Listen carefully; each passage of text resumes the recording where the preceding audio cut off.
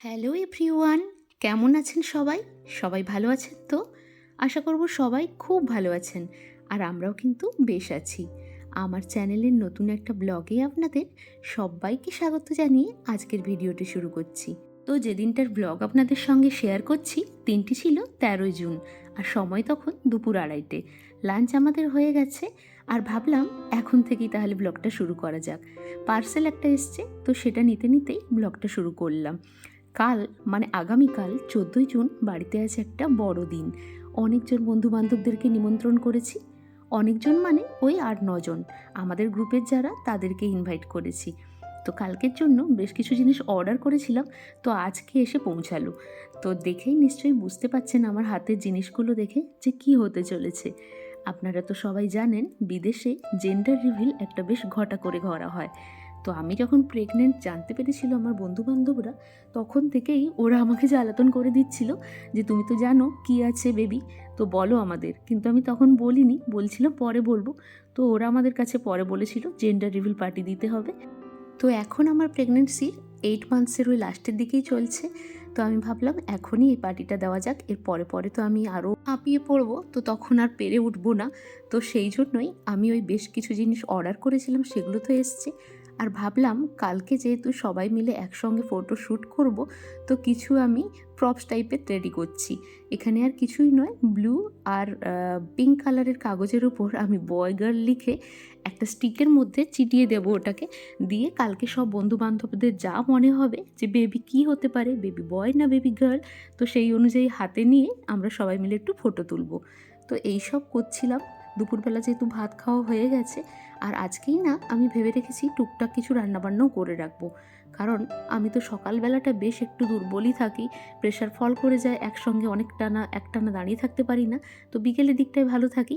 তো বিকেলের জন্য তাই আমি আজ থেকেই রান্নাবান্নাগুলো করে রাখছি একটু একটু করে। তো আমার মোটামুটি টুকটাক ডেকোরেশনের জিনিসগুলোকে করা হয়ে গেছে। তারপরে আমি চলে এসেছি রান্নাঘরে।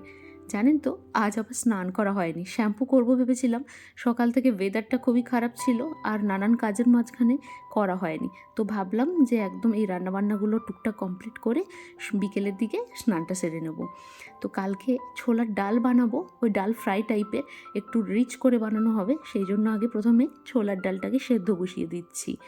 এরা তো সবাই ভেজিটেরিয়ান, তাই জন্য আমি কোনো রকম ননভেজ আইটেমও বানাতে পারবো না। আর ভেজ রান্নাবান্না করতে কিন্তু বেশ ঝামেলা, কারণ আমরা তো নর্মালি ননভেজ আইটেমই খাই। তো বুঝতে পারি না অ্যাকচুয়ালি যে কী রান্নাবান্না করব যেটা ওদের ভালো লাগবে। তার উপরে আবার অনেকে আছে যারা ঝাল খায় না, অনেকে আছে যারা ঝাল খায়। তো সব মিলিয়ে যা পারবো মোটামুটি একটাভাবে করব। এই যে আমার মোটামুটি ডাল ফ্রাইটা প্রায় রেডি, শেষে একটু কাসুরি মেথি দিয়ে নামিয়ে নেব। আর বেশ একটু রিচই হয়েছে রান্নাটা। আমি একটু টেস্ট করেছি, কারণ নিজে না টেস্ট করলে আমি বুঝে উঠতে পারি না রান্নাটা কেমন হলো। তো চলুন, এই রান্নাটা তো শেষ হলো, আপনাদের বরং অন্য একটা জিনিস দেখাই। এই হলো আমাদের একটা ইনভিটেশন কার্ড, যেটাতে আমরা এই জেন্ডার রিভিল পার্টিতে যে ইনভাইট করেছি সবাইকে, এটা আমরা হোয়াটসঅ্যাপেই সবাইকে সেন্ড করেছি। আর এটা একটা আমরা নিজেরা যে ম্যাটারনিটি ফটোশ্যুট করেছিলাম একটা, তো সেই ফটোশ্যুটেরই একটা কপিকে আমরা ঘিবলি স্টাইল, এখন তো খুব ট্রেন্ডে চলছে এটা, তো ওটাকে বানিয়ে ভেবেছি দরজার সামনে রাখবো। ইনভিটেশন কার্ড হিসেবে দেবো না ওটা, আলাদা করে একটু ডেকোরেশন হিসেবে করব। আর এদিকে দেখুন, আমি ডাল ফ্রাইটা করে নেওয়ার পর চলে গেছিলাম স্নান করতে। ভালো লাগছিল না আর, বেশ অনেকটাই বেলা হয়ে গেছে। নর্মালি তো এত দেরি করে স্নান করি না, তো 4টের মতো বাজতে যায়, সেই জন্য স্নানটা আগে সেরে নিলাম, শ্যাম্পু ট্যাম্পু করলাম। চুলটাও প্রায় অনেকটাই ড্রাই হয়ে গেছে। এখন একটু মুখে টুখে ক্রিম টিম লাগিয়ে একটু রিল্যাক্স করব 10-15 মিনিট, তারপর আবার আমি একটু রান্নাটা শুরু করব। আগেই বলেছি আমি একটানা অনেকক্ষণ করে রান্না করতে পারি না এখন। আধ ঘন্টা বসলে আধ ঘন্টা গিয়ে রান্না করতে পারি। তো চলুন এবার বাকি রান্নাগুলো করব। এই যে আমি এখানে আলুটা ফ্রাই করতে বসিয়েছিলাম, আর অভিষেকও চলে এসছে ল্যাব থেকে। তো ও এসে আমার হাত থেকে ছাড়িয়ে নিয়েছে যে ও বাকি রান্নাগুলো করবে, কিন্তু ও তো পারবে না সব করতে। তো মোটামুটি ফুলকপি আলুর তরকারি যেটা একটা হবে, মানে ফুলকপি মশলা টাইপের একটু রিচ করে হবে, ওটাই ও করছে। রান্নাটা একটু ইজি, যেহেতু মাংসের মতোই রিচ করেই হচ্ছে। তো দেখে মনে হচ্ছে ভালোই হবে। ফুলকপিটা এখন ফুটুক, পরে হলে নামিয়ে নেব।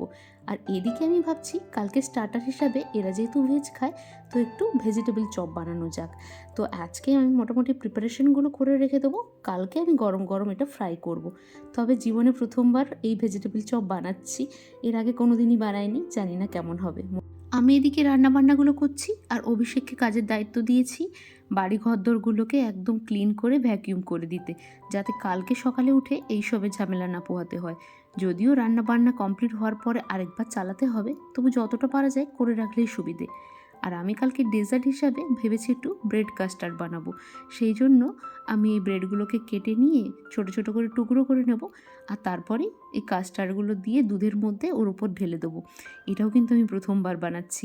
আমার না নতুন নতুন আইটেম ট্রাই করতে বা লোককে বা কেউ যখন বাড়িতে আসে তাদেরকে খাওয়াতে ভাল লাগে। দুজনের মধ্যে করে খেতে অতটা এনার্জি হয় না, কেউ যখন আসে বাড়িতে তখন ভালো লাগে। যেহেতু কালকে ওই 7-8 জন বন্ধুবান্ধব আসবে, তো ভাবলাম এই আইটেমটাও বানানো যাক।